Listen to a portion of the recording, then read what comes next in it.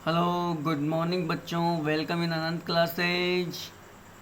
तो चलो बच्चों, देखिए हमारा आज का जो टॉपिक है वो है बच्चों बीज। क्या है बच्चों? बीज, यानी इसको सीड्स बोलते हैं। तो देखो बच्चों, हम बीज की डेफिनेशन देख लेते हैं कि भाई बीज होता क्या है, किस चीज़ को हम बीज बोल सकते हैं, या बीज क्या होता है। चलो बच्चों देख लीजिए, बीज की डेफिनेशन हम देख लेंगे कि दाना, फल, पत्ती, जड़। क्या बच्चों देखो, पौधे के कौन कौन से भागों की बात की जा रही है? दाना, फल, पत्ती, जड़ व तने का वह भाग जो अपने समान स्वस्थ पौधे को जन्म दे। देखो बच्चों क्या कह रहा है कि दाना, फल, पत्ती, जड़ व तने का वह भाग जो अपने समान स्वस्थ पौधे को जन्म दे बीज कहलाता है। तो देखो बच्चों, कभी भी अगर हमें बीज के बारे में पूछा जाए तो बच्चों हमारा जो माइंड है वो बीज की क्या इमेज बनाता है। अपन ये सोचते हैं कि भाई बीज का मतलब वो दाना होता है, परंतु बच्चों बीज के लिए इतना सा कहना बिल्कुल भी मान्य नहीं है कि बच्चों हम सिर्फ दाने को ही बीज मान के रह जाएं।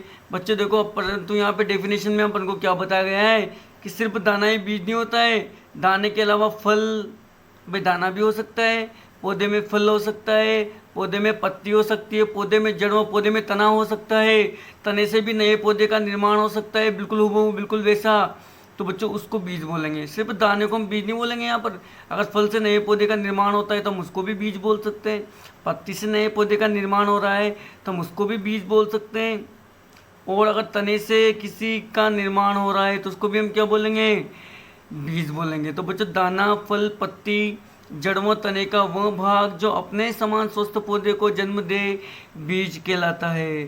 तो बच्चों बीज की एक और डेफिनेशन आपको यहाँ पे दी जा रही है बच्चों। इस डेफिनेशन को यानी इस परिभाषा को आप लोग पहले से जानते हो बच्चों। ये आपके सामने पहले आ चुकी है छोटी क्लास में, फिर छोटी से बड़ी क्लास में, और बच्चों आज अब तुम इसको देख रहे हो तो ध्यान से देखिएगा कि पुष्प के परिपक्व बीजांड को, देखो बच्चों पुष्प में हमने मादा जनन वाले जो भाग देखे देखे, पुष्प के परिपक्व बीजांड को बीज कहते हैं। अब बच्चों आप बीजांड तो जानते हो, आपने पुष्प देखा है, पुष्प में आपने मादा वाला भाग पढ़ा है। मादा वाले भाग में क्या होता है बच्चों? जो बीजांड होता है तो उस परिपक्व बीजांड को अपन क्या बोलते हैं? बीजांड तो होता है, परंतु बीजांड कौन सा वाला देख रहे हैं यहाँ पे कि परिपक्व बीजांड को बीज कहते हैं। पुष्प के परिपक्व बीजांड को भी हम क्या बोल सकते हैं बच्चों? बीज बोलते हैं। जिसमें भ्रूण व भ्रूणपोष सुरक्षित होते हैं। बीजांड में कौन होता है बच्चों? देखो, भ्रूण व भ्रूणपोष। क्या होता है बच्चों?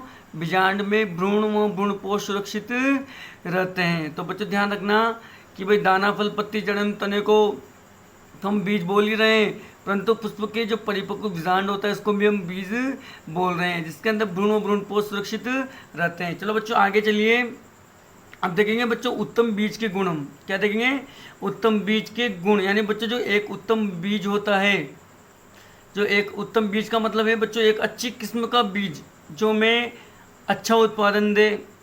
ओके भाई, किसी भी फसल के लिए जब हम देखते हैं ना बच्चों की इस बार तो क्या हो हमें कि फसल में अच्छा उत्पादन करना है, अच्छी मात्रा में यानी बड़ी मात्रा में हमको फसल का उत्पादन करना है, तो बच्चों अपन क्या करेंगे? फिर उसके लिए बीज भी ऐसे लेके आएंगे नई किस्म के, अच्छी किस्म के, जिसमें अच्छे गुण हो। तो बच्चों हम यहाँ पर वही देखने वाले हैं कि उत्तम बीज के गुण कौन कौन से गुण होते हैं उत्तम बीज में, या कौन कौन से गुण होने चाहिए एक अच्छे बीज में, वो हम आज यहाँ पर देख लेंगे। और बच्चों आपके अच्छे से क्लियर हो जाएगा, ठीक है? तो बच्चों बिल्कुल ध्यान से देखिएगा।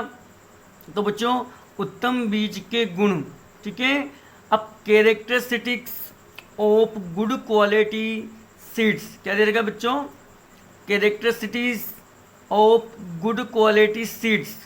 ओके, तो बच्चों देखिए सबसे पहले उत्तम बीज के गुण तो हम देखेंगे सही, परंतु उत्तम बीज की अगर डेफिनेशन की बात की जाए, अगर उत्तम बीज के डेफिनेशन की बात की जाए तो उत्तम बीज की क्या डेफिनेशन हो सकती है या क्या क्या बातें उसमें हो सकती है? ध्यान से देखिए कि वह बीज जो स्थानीय फसलों की अपेक्षा, देखो बच्चों वह बीज जो स्थानीय फसलों की अपेक्षा 10 से 15%, बच्चों ध्यान से देखिए एग्जाम में क्वेश्चन बनता है, देखो बच्चों कि वह बीज जो स्थानीय फसलों की अपेक्षा 10 से 15% अधिक उपज दे। यानी बच्चों ये कह रहे हैं कि उत्तम बीज में कि जैसे मान लो बच्चों हम एक लेते हैं अपनी वही सामान्य फसल जो जिसको हम नॉर्मली बोते हैं, ठीक है, वो लेते हैं बच्चों में एक उसी फसल की एक अच्छी किस्म की फसल उत्तम बीज वाली। तो बच्चों को कह रहे हैं कि जो स्थानीय हमारी जो लोकल फसलें होती है, ये उत्तम बीज उन फसलों की अपेक्षा कम से कम 10 से 15% अधिक उपज देता है। ओके बच्चों, कि वह बीज जो स्थानीय फसलों की अपेक्षा क्या करें, 10 से 15% अधिक उपज दे, उसको हम उत्तम बीज बोल सकते हैं। और बच्चों अगला पॉइंट देखिए कि जो विभिन्न प्रकार की जलवायु व मृदा के प्रति अनुकूल हो। क्या हो बच्चों, जो विभिन्न प्रकार की जलवायु व मृदा के प्रति अनुकूल हो। तो बच्चों ऐसा बीज जो विभिन्न प्रकार की जलवायु, अब जलवायु में बच्चों अपन क्या बात करते हैं, वायु, जल और टेम्परेचर। तो बच्चों वो बीज जो जलवायु में ताप, हवा और जल से इतना प्रभावित ना हो, वो मृदा के प्रति, अब बच्चों तो देखो बच्चों, मृदा के प्रति भी क्या हो, प्रति अनुकूल हो। यानी बच्चों ऐसा बीज जो जलवायु और मृदा की जो विभिन्न परिस्थितियाँ होती है उनमें भी वो अनुकूल रहे या उनसे लड़ने की क्षमता रखे। तो बच्चों ऐसे बीज को हम क्या बोलेंगे, उत्तम बीज बोलेंगे। बच्चों क्या है, जो विभिन्न प्रकार की जलवायु और मृदा के प्रति अनुकूल हो, उसको भी हम क्या बोलेंगे, उत्तम बीज बोलेंगे। जो निश्चित समय में परिपक्व अवस्था में हो। देखो बच्चों ऐसे बीज जो एक निश्चित समय में पौधे को एकदम ग्रोथ करवा के, यानी उसकी बढ़वार अच्छी तरीके से करवा के परिपक्व अवस्था में आ जाए, उसको भी हम क्या बोलेंगे, उत्तम बीज बोलेंगे। ओके, अब इसके बाद देखो बच्चों हम देख लेते हैं कि इसके कौन कौन से प्रॉपर्टीज यानी कौन कौन से गुण होते हैं।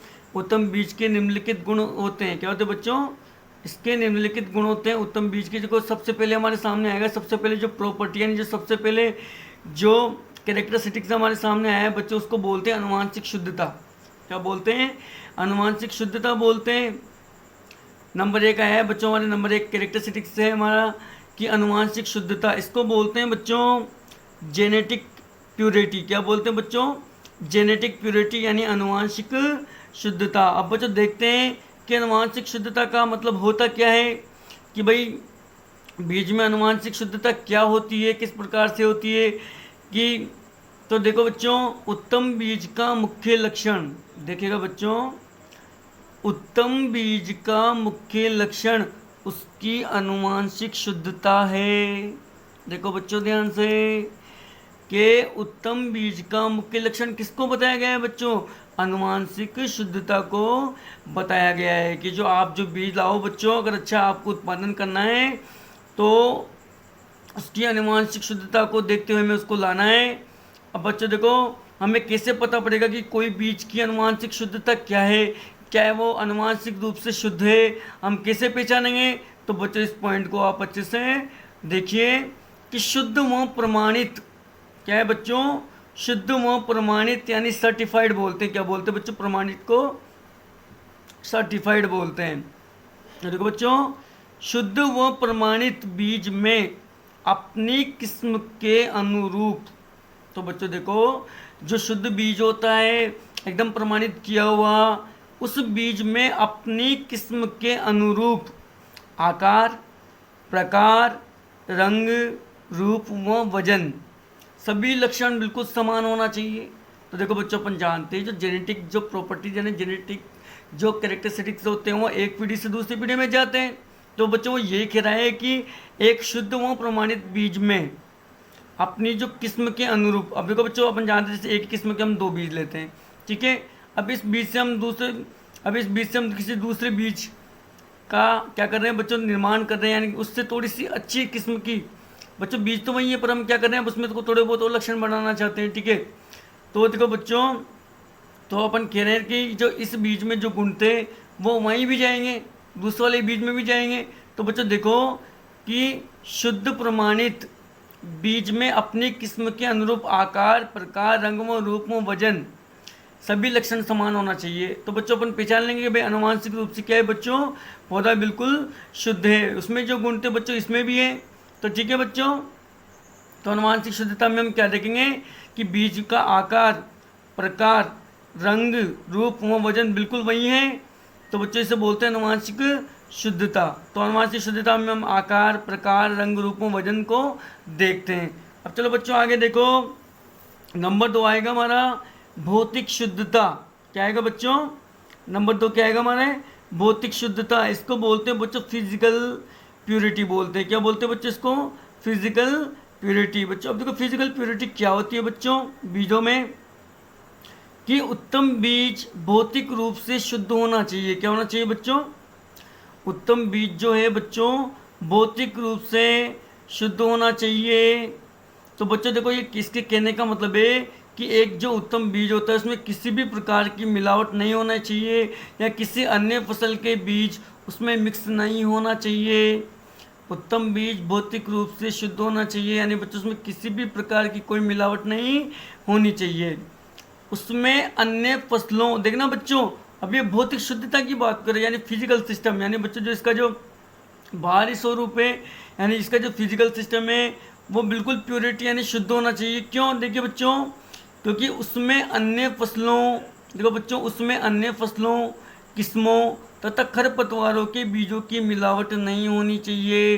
तब जाके बच्चों हम उन बीजों को क्या बोलेंगे? शुद्ध बोल सकते हैं। क्या बोल सकते हैं? शुद्ध बोल सकते हैं। देखो बच्चों कि उसमें अन्य फसलों, किस्मों तथा खरपतवारों के बीजों की मिलावट नहीं होनी चाहिए। तब जाके बच्चों हम उसको शुद्ध बीज मानेंगे। बीज में कंकर, पत्थर, मिट्टी, कूड़ा कचरा, फसल के अवशेष, भूसा आदि भी नहीं होने चाहिए। देखो बच्चों हमने इसके पहले वाली क्लास में भी पढ़ा है, जब अपन क्या करते हैं जैसे खेत की तैयारी कर लेते हैं, ठीक है, खेत की तैयारी करने के बाद बच्चों निराई गुड़ाई वगैरह कर लेते हैं, फिर अपन को क्या करता है बीज की बुआई की बात आती है। तो बीज की बुआई से पहले हमने वहाँ पे क्या देखा था कि सबसे पहले बीज की सफाई कर लेते हैं, उसमें जितने भी कूड़ा करकट फसल अवशेष से खरपतवारों के बीज होते हैं उनको अलग कर लेते हैं, फिर उनको उपचारित कर लेते, तब जाके बच्चों अपन क्या करते थे फसल उत्पादन के लिए फिर बाद में बुआई करते थे। ठीक है, तो बच्चों वही बात आ रही है यहाँ पे कि देखो बच्चों कह रहा है कि एक जो अच्छा बीज है वो भौतिक रूप से बिल्कुल शुद्ध होना चाहिए। उसमें बीज कंकर, पत्थर, कूड़ा कचरा, फसल अवशेष व भूसा आदि भी नहीं होने चाहिए, तब जाके अपन बच्चों उस बीज को शुद्ध मानेंगे। देखो बच्चों बड़ी सीधी सी बात है। ओके, अब आप समझ गए होंगे भौतिक शुद्धता का मतलब क्या होता है, और ज़्यादा कुछ दिमाग नहीं लगाना है। बहुत सी बार होता है क्या है बच्चों कि हम जानते हैं कि सामने जो टॉपिक दिया है उसका मैटर क्या होता है, पर अपन अपने दिमाग पे जोर ही नहीं देते हैं और डायरेक्ट देख लेते हैं और यार भौतिक शुद्धता क्या होगी, ये भौतिक शुद्धता। परंतु बच्चों उसका मतलब अर्थ समझो, टॉपिक का मतलब समझो, ऑटोमेटिक मैटर सामने आता है। ओके, चलो बच्चों आगे चलते हैं। अब बच्चों देखिए ध्यान से कि भौतिक शुद्धता ज्ञात करने के लिए सूत्र क्या देखेंगे बच्चों हम?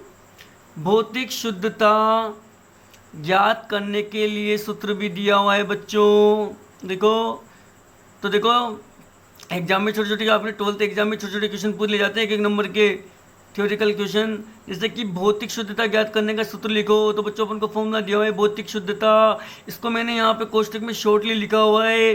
भौतिक का मतलब फिजिकल, शुद्धता का मतलब प्योरिटी यानी डबल पी। ओके, पी भी बोल सकते हैं बच्चों, उसको शॉर्ट में क्या बोल सकते हैं भौतिक शुद्धता को? पी यानी फिजिकल प्योरिटी। तो बच्चों फॉर्मूला क्या है? शुद्ध बीजों का भार, देखो बच्चों क्या दे रखा है, शुद्ध बीजों का भार बटा लिए गए नमूने बीज का कुल भार। देखो बच्चों एक तो शुद्ध बीज जो हमने लिए, एक तो उनका भार, और एक लिए गए नमूने बीज का कुल भार इंटू बच्चों हम उसको 100 से गुणा कर देंगे तो क्या निकल जाएगा बच्चों? हमारे भौतिक शुद्धता निकाल ली जाएगी, यानी अब यानी बच्चों भौतिक शुद्धता निकल जाएगी। तो भौतिक शुद्धता निकलने के लिए फिर से मैं एक बार बता दूं बच्चों, देखो बीजों का, शुद्ध बीजों का भार अपॉन लिए गए नमूने बीज का कुल भार इंटू 100 से हम गुणा उसको कर देंगे। अब बच्चों देखो नंबर 3 आए हैं आपके, जो तीसरा जो कैरेक्टरिस्टिक्स है बच्चों वो है बीज ओज। देखो बच्चों ध्यान से, इसका ओज से, अब देखो बच्चों यहाँ पे भी थोड़ा अटपटा सा लग रहा होगा कि सर ये क्या टॉपिक है, देखो बीज तो हम जानते पर इसके साथ ओज आ गया, ये क्या चीज़ है। तो बच्चों ध्यान से देखिए, घबराने वाली बिल्कुल भी बात नहीं है, बिल्कुल सीधा सा अर्थ निकलता है। कभी कभी बच्चों होता क्या है कि टॉपिक ऐसा लगता है कि सर क्या होना चाहिए इसका आंसर, परंतु बिल्कुल सिंपल सी बात वहाँ पे होती है। तो देखिए, तो बच्चों बीज ओज इसको बोलते हैं सीड विग अवर। क्या बोलते हैं बच्चों? सीड विग अवर इसको बोलते हैं। अब बच्चों ध्यान से देखिए कि बीज ओज क्या होता है। देखो बच्चों, बीज ओज का सीधा सा मतलब होता है बीज की उम्र से। क्या होता है बच्चों? बीज ओज का सीधा सा मतलब होता है उसकी बीज की उम्र से। और उम्र के साथ साथ बच्चों दो लक्षण और देख सकते हैं बीज ओज में क्या क्या विशेषताएं होती है। एक तो बच्चों बीज की उम्र से, और आकृतिक बीज का आकार, और क्रियात्मक स्वस्थता यानी बीज क्रियात्मक रूप से कितना स्वस्थ है कितना नहीं है। तो देखो बच्चों, बीज ओज से हम बीज की उम्र, तो बीज ओज से हम क्या तात्पर्य रखते हैं? बीज की उम्र, उसका आकार, आकृति और क्रियात्मक रूप से स्वस्थता को हम देखते हैं। तो बच्चों देखिए, अगर उत्तम बीज, देखो उत्तम बीज यानी बच्चों उस बीज की आयु, उसका आकार और वो क्रियात्मक रूप से अगर बच्चों वो स्वस्थ है तो उसकी बढ़वार भी तेज गति से होती है। क्या होती है बच्चों? बढ़वार भी तेज गति से होती है। यानी बच्चों कह रहा है कि अगर कोई भी उत्तम बीज है, उसमें पर्याप्त ओज है। क्या है बच्चों? अगर कोई उत्तम बीज है बच्चों, अच्छी किस्म वाला, उसमें पर्याप्त ओज है, तो उसकी बढ़वार अधिक तेज गति से होती है। ओके, जिससे उत्पादन भी अच्छा होता है, उपज अच्छी होती है। तो बच्चों उसको हम एक अच्छा बीज मानते हैं, जो अपन को अच्छा उत्पादन दे रहा है, अच्छी उपज दे रहा है। ओके बच्चों, तो बीज ओज से बिल्कुल घबराना नहीं है। बीज ओज का मतलब क्या है? बीज की उम्र से, उसके आकार, आकृति से, उसकी क्रियात्मक स्वस्थता से। ओके, तो बच्चों बीज ओज में आपको तीन चीज़ें बिल्कुल ध्यान रखनी है। बीज की उम्र, आकृतिक यानी उसकी आकृतिक और क्रियात्मक स्वस्थता के बच्चों उस पर आपको ध्यान देना है। अगर कोई बीज की जो ओज क्षमता होती है, अगर कोई बीज है बच्चों अच्छी किस्म का, अगर उसकी ओज क्षमता काफ़ी अच्छी है तो उसकी बढ़वा तेज गति से होती है बच्चों, और वहाँ से उत्पादन उपज भी हमको अच्छा मिलता है। तो बच्चों एक ही बीज में अच्छा गुण होता है। अब इसके बाद देखिए बच्चों, हमारा जो नेक्स्ट कैरेक्टरिस्टिक्स है वो है, तो बच्चों नेक्स्ट जो आता है वो है उच्च अंकुरण क्षमता। क्या बोलते हैं बच्चों? नेक्स्ट हमारा जो कैरेक्टरिस्टिक्स है कि उच्च अंकुरण। हाँ तो बच्चों देखिए, अब हम देख रहे हैं जो नंबर 4, हमारे नंबर 4 पे है उच्च अंकुरण क्षमता। अगला गुण क्या है? उच्च अंकुरण क्षमता यानी हाई जर्मेनिबिलिटी इसको बोलते हैं। देखो बच्चों, उत्तम बीज में उच्च अंकुरण क्षमता होनी चाहिए। क्या होनी चाहिए बच्चों? एक जो अच्छा उत्तम बीज है उसमें उच्च अंकुरण क्षमता होनी चाहिए, जिससे पौधे की बढ़वार जल्दी होती है। ओके, अंकुरण क्षमता का खेत में उगे पौधों की संख्या। देखो बच्चों, इस पॉइंट को ध्यान से देखिएगा आप।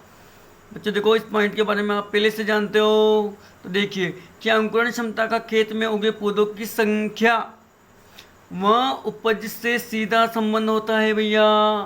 भाई खेत में जितने भी पौधे उगे उनकी संख्या से और उससे कितना उपज अपन को प्राप्त हुआ, इन दोनों चीज़ों से अंकुरण क्षमता का क्या संबंध होता है बच्चों, आप जानते हो।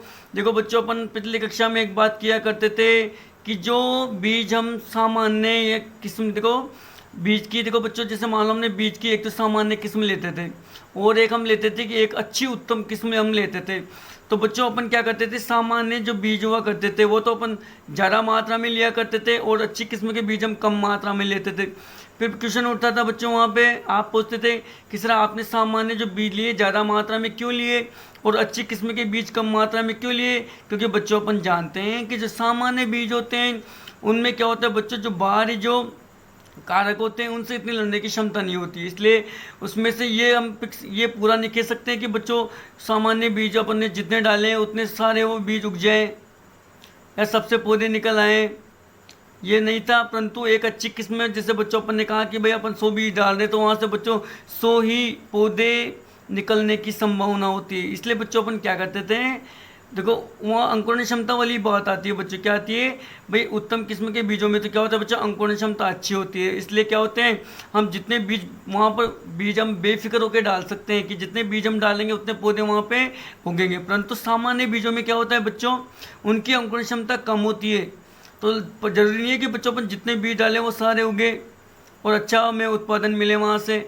तो बच्चों ध्यान रखना, सामान्य बीज, मैं फिर से बता रहा हूँ बच्चों, देखो सामान्य जो बीज होते हैं उनमें बाहरी कारकों से लड़ने की इतनी कैपेसिटी नहीं होती है। इसलिए अपन को डर रहता है बच्चों, किसान को डर रहता है कि मुझे उत्पादन तो अच्छा होगा या नहीं होगा। इसलिए बच्चों क्या करता है, सामान्य बीजों को ज़्यादा मात्रा में बोता है ताकि उसको अच्छा उत्पादन मिल सके। परंतु बच्चों हम यहाँ अगर एक अच्छी किस्म लेंगे तो हम बेफिक्र होकर क्या करेंगे, जितने बीज हम डालेंगे अपन को पूरा विश्वास है कि हम एक अच्छी किस्म लेके आए हैं और इससे हमें अच्छा उत्पादन मिलेगा।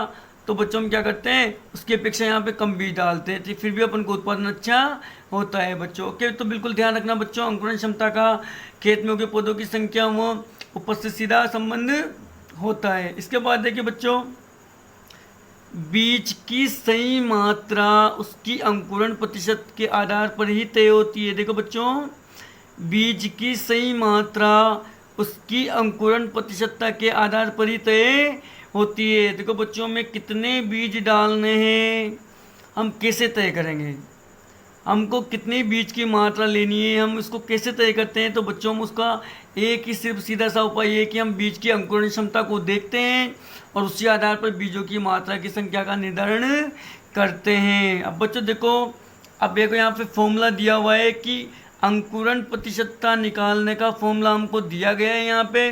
तो देखिए बच्चों क्या होता है, अंकुरण प्रतिशतता निकालना हाइज जर्मिनेबिलिटी होती है, यानी बच्चों अंकुरण प्रतिशतता बराबर होता है अंकुरित बीजों की संख्या, यानी कितने बीज अंकुरित हैं बटा उसमें बोए गए बीजों की संख्या का भाग देंगे। बच्चों बोए गए तो कितने बीज थे, जैसे मान लो ऊपर तो देखो हमारे आएगा अंकुरित बीजों की संख्या, और अंकुरित बीजों की संख्या में किसका भाग देंगे, बोए गए बीजों की संख्या।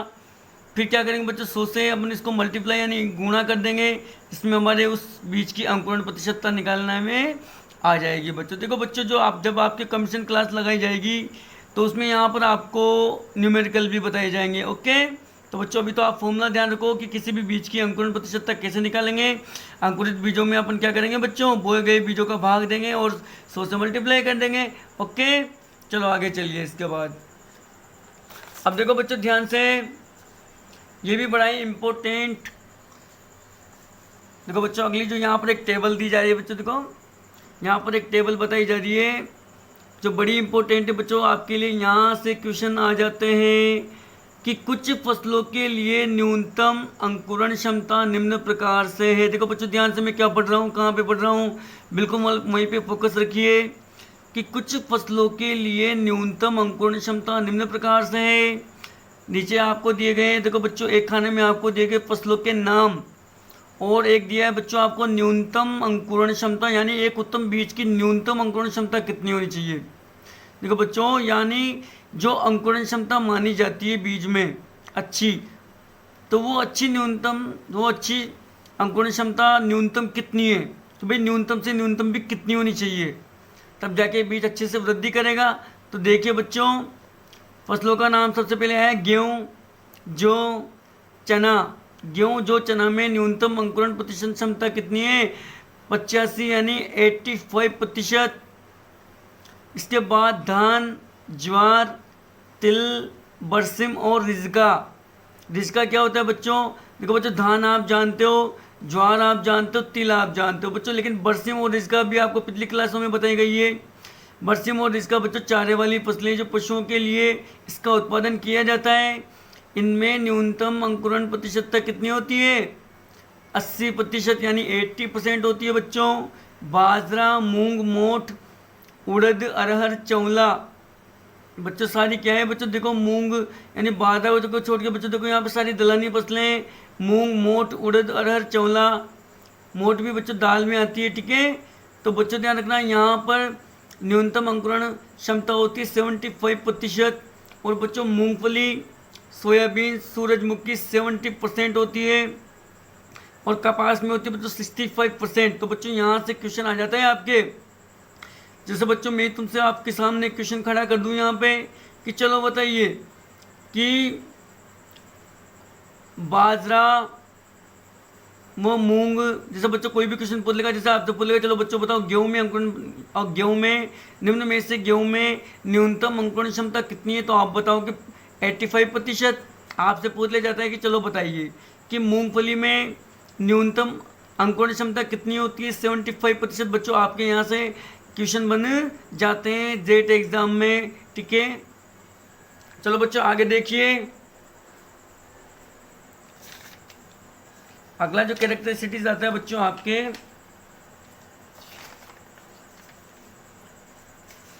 तो बच्चों अगला जो कैरेक्टरिस्टिक्स है वो है आपके नमी की मात्रा। क्या है बच्चों? उत्तम बीज में जो अगला कैरेक्टरिस्टिक्स आएगा बच्चों वो है नमी की मात्रा यानी मॉइस्चर कंटेंट। तो बच्चों नमी को क्या बोलते हैं? मॉइस्ट बोलते हैं। ठीक है, अगला जो हमारा कैरेक्टरिस्टिक्स है बच्चों नमी की मात्रा, मॉइस्चर कंटेंट यानी बीज में नमी की मात्रा कितनी होनी चाहिए बच्चों। जो एक उत्तम बीज, जो एक अच्छा बीज जो अच्छा उत्पादन दे, अच्छी उपज दे, उसमें नमी की मात्रा कितनी होनी चाहिए। तो बच्चों पहला पॉइंट पे फोकस कीजिए, उत्तम बीज में नमी की मात्रा निर्धारित मात्रा से अधिक नहीं होनी चाहिए। क्या बच्चों? उत्तम बीज में नमी की मात्रा निर्धारित मात्रा से अधिक नहीं होनी चाहिए। निर्धारित मात्रा में बच्चों वही इष्टतम मान आता है। तो बच्चों नमी यानी जो आर्द्रता का एक निश्चित मान आता है, इष्टतम मान जिसे हम बोलते हैं। ओके बच्चों, तो उत्तम बीज में नमी की मात्रा निर्धारित मात्रा से अधिक नहीं होनी चाहिए। आगे चलो, अगर बच्चों जैसे अब आपके क्वेश्चन पढ़ रहा होगा बच्चों को, अब उसने बोल ही दिया कि निर्धारित मात्रा से ज़्यादा नहीं होनी चाहिए, परंतु बच्चों देखो अगर ज़्यादा हो जाती है तो क्या होता है? अरे भाई अगर किसी भी जो उत्तम बीज होता है बच्चों, अगर उसमें नमी की मात्रा ज़्यादा हो जाती है तो फिर क्या होता होगा। तो बच्चों सेकंड नंबर का जो पॉइंट आपको दिखाया जा रहा है उस पर देखिए, ध्यान से देखो कि अधिक आर्द्रता के कारण, क्या है बच्चों? अधिक आर्द्रता के कारण बीज में कवक, कीट आदि का प्रकोप हो जाता है। क्या जाता है बच्चों? अधिक आर्द्रता के कारण बीज में कवक, कीट आदि का प्रकोप हो जाता है, जिससे अंकुरण क्षमता में कमी आती है और बीज ओज भी प्रभावित होता है। देखो बच्चों बड़े ध्यान से देखिएगा इसको। अब बच्चों ये बात तो अपन पहले से जानते हैं कि जब भी बीज में या पौधों में नमी की बात की जाती है, तो जैसे पौधों में या बीज में नमी की बात की जाती है तो फट से दिमाग में एक चीज़ आती है हमारे कि कवक, नमी की बात आते कवक या फफूंद हमारे दिमाग में आ जाता है। क्वेश्चन बच्चों देखिए कि अधिक आर्द्रता के कारण बीजों में या तो कवक लग सकते हैं, कोई कीट उसकी ओर आकर्षित हो सकता है। अब कीट कब आएगा बच्चों? देखो अगर मान लो पौधे ज़्यादा हरे भरे हैं, बीज ज़्यादा हरा भरा है, तो उसमें नमी की मात्रा अधिक होती है, उसको देख के बच्चों कीट उसकी ओर आकर्षित होते हैं और कवक उनमें लग सकते हैं, आदि प्रकोप हो जाता है। बच्चों जैसे बच्चों किसी बीज में अगर कीट या कवक लग जाते हैं तो उसकी अंकुरण क्षमता में क्या आती है बच्चों? कमी आएगी। अंकुरण क्षमता में क्या आएगी? कमी आती है। वो बीज ओज भी प्रभावित होता है। अब सोचो बच्चों अगर किसी बीज में उसकी ओज क्षमता में भी अगर उसकी ओज क्षमता भी प्रभावित हो रही है। ओज क्षमता का मतलब हमने अभी थोड़ी देर पहले पढ़ा है कि बीज की आयु यानी बीज की उम्र, उसकी आकृति और स्वस्थता, और बच्चों क्या बोलते क्रियात्मक स्वस्थता। अगर बीज ओज में कमी आएगी तो बच्चों उसकी उम्र भी क्या हो जाएगी धीरे धीरे। बच्चों देखो उसमें बीज में बढ़ोतरी नहीं होगी, ठीक है, उसके आकार में परिवर्तन हो सकता है, ठीक है, यानी उसकी बढ़वार रुक सकती है, ठीक है। तो बच्चों सीधा सा हम ऐसे भी देख सकते हैं कि अगर जैसे मान लो बच्चों किसी बीज में नमी की मात्रा ज़्यादा होती है तो बच्चों उससे अंकुरण क्षमता कम हो रही है। अब अंकुरण क्षमता के साथ साथ भाई अंकुरण क्षमता कम होगी तो पौधा आगे बढ़ेगा नहीं, ओके।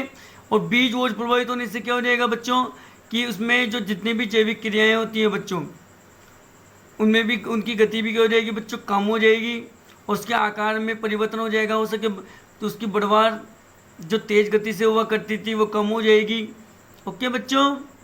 तो बच्चों दो चीज़ें प्रभावित हो रही है अधिक आर्द्रता की वजह से, एक तो अंकुरण क्षमता और एक होता है बीज ओज, ओके। मैंने यहाँ पे अंडरलाइन नहीं किया हुआ है, आप अंडरलाइन कर लेना, ओके। चलो बच्चों आगे देखिए। अब देखो बच्चों भंडारण के समय की बात आती है कि भंडारण, अब बच्चों हमने पिछली कक्षा में पढ़ा है कि हम देखा भंडारण के समय भी वहाँ पे बच्चों बीजों को हम भंडारित करने के लिए कब ले जाते हैं? जब नमी की मात्रा बिल्कुल कम होती है। तो बच्चों देखिए भंडारण के समय बीजों में नमी की मात्रा 12% से अधिक नहीं होनी चाहिए। क्या नहीं होनी चाहिए बच्चों? भंडारण के समय बीजों में नमी की मात्रा 12% से अधिक नहीं होनी चाहिए बच्चों। ये भी आपके जेट एग्जाम में क्वेश्चन बन सकता है, इंपॉर्टेंट है। देखो बच्चों यहाँ पे मैंने स्टार लगाया हुआ है, आपसे क्वेश्चन पूछा जा सकता है कि चलो बताइए कि भंडारण के समय बीजों में नमी की मात्रा कितनी होती है? तो आप बताओगे बच्चों 12%। इससे अधिक नहीं होनी चाहिए। ओके, यानी हम भंडारण कब कर सकते हैं बीजों का, जब उसमें नमी की मात्रा 12% से कम हो या 12% हो। ओके, अब आया बच्चों नेक्स्ट जो गुण है उत्तम बीज का, वो क्या है, ध्यान से देखिए कि रोग मुक्तता यानी फ्री फ्रॉम डिजीज, यानी बीज में किसी प्रकार की कीट या व्याधि उसमें नहीं होनी चाहिए। बच्चों ध्यान से देखिए, रोग मुक्तता यानी कोई भी उत्तम बीज हो बच्चों उसमें किसी भी प्रकार का कोई रोग नहीं होना चाहिए।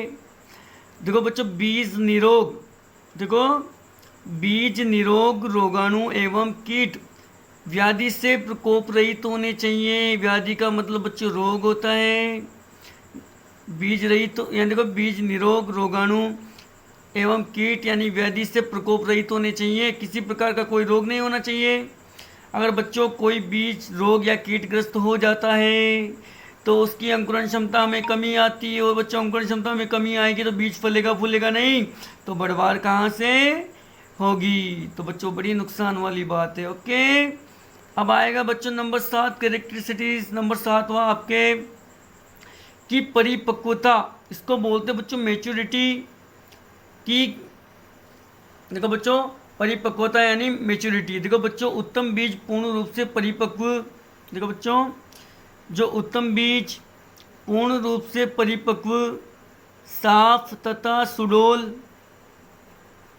तो देखो बच्चों जो बीज होता है उत्तम बीज होता है वो पूर्ण रूप से परिपक्व, साफ तथा सुडौल आकार का होना चाहिए। क्या होना चाहिए, परिपक्व साफ तथा सुडौल आकार का होना चाहिए, उसे हम परिपक्व बीज मानते हैं। देखो परिपक्व बीज के बच्चों क्या लक्षण दिए हुए हैं, जो पूर्ण रूप से परिपक्व यानी साफ व सुडौल आकार का होना चाहिए।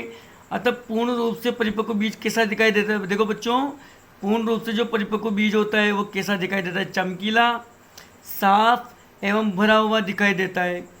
जबकि अपरिपक्व बीज की क्या लक्षण है बच्चों, जबकि अपरिपक्व बीज की क्या लक्षण है, वो सिकड़े हुए होते हैं, छोटे होते हैं और बद रंग के होते हैं। ओके बच्चों, तो हम पहचान कर सकते हैं, अपन को पहचान यहाँ पे दी हुई है कि एक पूर्ण रूप से एक परिपक्व बीज किस टाइप का होता है और अपरिपक्व बीज किस टाइप का होता है। तो बच्चों ध्यान से देखिए, परिपक्व बीज चमकीला साफ एवं भरा हुआ होता है, जबकि अपरिपक्व बीज सिकुड़े, छोटे व बदरंग के होते हैं। तो बच्चों ध्यान रखना, अगर हमको अच्छा उत्पादन और उपज चाहिए तो हमको परिपक्व बीज वहाँ पर होना चाहिए। अगर बीज अपरिपक्व रह जाता है तो बच्चों क्या होता है, उसकी अंकुरण क्षमता कम होती है, ठीक है, और बच्चों उसकी बढ़वार नहीं होने से अपन को इतना अच्छा उत्पादन और अच्छी उपज नहीं प्राप्त होती है। ठीक है बच्चों, तो अपरिपक्व बीज का मतलब क्या होता है बच्चों कि उसमें जो भ्रूण होता है, क्या होता है, उसमें जो भ्रूण होता है वो जीवित अवस्था में नहीं होता है। ओके, तो बच्चों हम समझ सकते हैं कि अपरिपक्व बीज की अंकुरण क्षमता नष्ट हो जाती है और वो बढ़वा नहीं कर पाता है, तो अपन को उतना अच्छा उत्पादन और उपज नहीं मिल पाता है। अब बच्चों देखो अगला जो कैरेक्टरिस्टिक्स है, ध्यान से देखिए कि अगला जो कैरेक्टरिस्टिक्स हमारा है बच्चों वो है वास्तविक उपयोगिता मान। क्या है बच्चों, वास्तविक उपयोगिता मान यानी रियल वैल्यू। देखो उत्तम बीज की उसका उपयोगिता मान कितना है बच्चों, कितने % है कि वास्तविक उपयोगिता मान यानी उसकी रियल वैल्यू क्या है। तो बच्चों देखिए कि अच्छे बीज का वास्तविक उपयोगिता मान 75% से कम नहीं होना चाहिए। क्या नहीं होना चाहिए बच्चों, यहाँ पर किसी भी उत्तम बीज का वास्तविक उपयोगिता मान यानी रियल वैल्यू उसकी दे रखी है कि अच्छे बीज का वास्तविक उपयोगिता मान 75% से कम नहीं होना चाहिए। यानी 75% वाले उपयोगिता मान वाले बीज को हम उपयोग में लेंगे बच्चों, और अच्छा उत्पादन भी हमें उसी से प्राप्त होगा। तो बच्चों ध्यान रखना, ये भी आपके एग्जाम के लिए एक क्वेश्चन बन जाएगा बच्चों। देखो यहाँ से कंपटीशन एग्जाम में कि अच्छे बीज का वास्तविक, देखो जो अच्छा बीज होता है उसकी वास्तविक वैल्यू कितनी होती है, तो आप बताओगे बच्चों 75% वो होगी। ओके, और बच्चों यहाँ पर वास्तविक उपयोगिता मान ज्ञात करने के लिए एक फॉर्मूला दिया गया है, अंकुरण प्रतिशत यानी अंकुरण प्रतिशतता एंड। देखो बच्चों वास्तविक उपयोगिता मान, देखो वास्तविक उपयोगिता मान बराबर क्या हो जाएगा बच्चों, अंकुरण प्रतिशतता इंटू शुद्धता प्रतिशत। क्या है बच्चों, अंकुरण प्रतिशत इंटू शुद्धता प्रतिशत। बटा क्या करेंगे बच्चों, 100 कर देंगे।